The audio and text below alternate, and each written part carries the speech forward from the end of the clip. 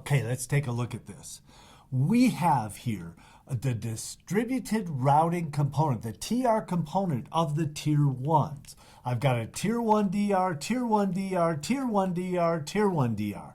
I do not have any service router associated with this tier 1 gateway. So the tier 1 DR component consists of all of the interfaces that these segments will attach to.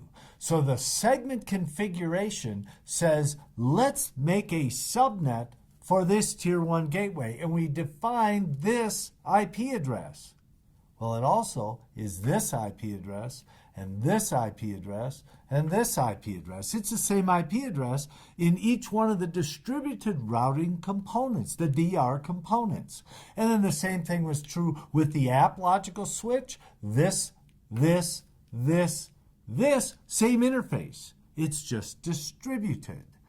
The database tier, same thing. We have interfaces on each of the DR components. Now what happens for east-west routing is the first hop route is always configured at the source transport node. So if Web 1 wanted to talk to App 1, he would send it to his default gateway. It would arrive at this distributed router who would check his routing table. Check the routing table and say, yes, I have an interface that goes to that segment, to that app logical switch. So I'll forward that directly to him. I never left. It's wonderful. Memory's still the second fastest thing in the whole compute world, right? Now what if Web 1 wanted to go to app 2?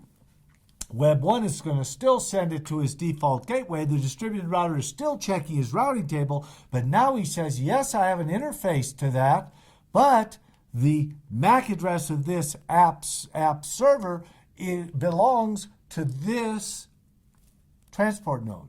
So he'll encapsulate that frame, send it to the TEP, who does the encapsulation, forwards it over the underlay to get to the TEP, who decapitates it and sends it to the app server.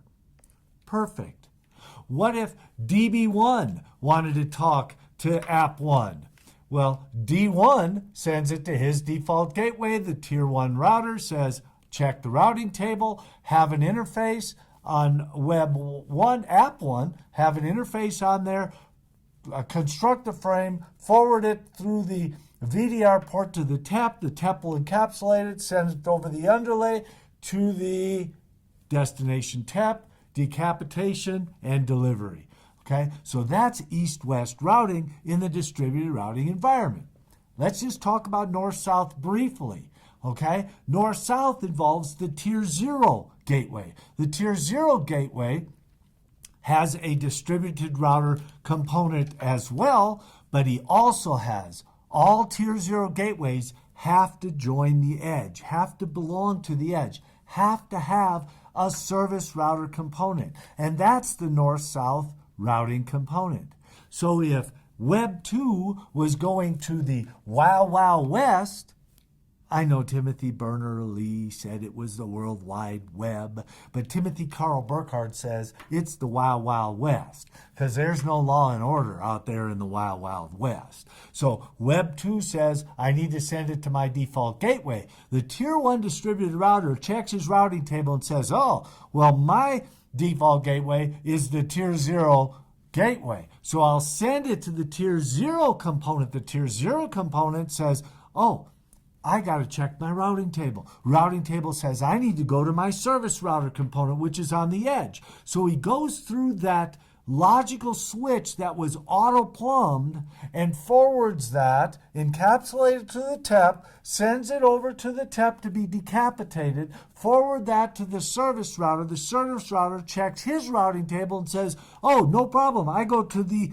router in the World Wide Web. So I send it through the VLAN-backed solution on the NVDS, who forwards it to the port group on the VLAN and through the underlay to the Wild West.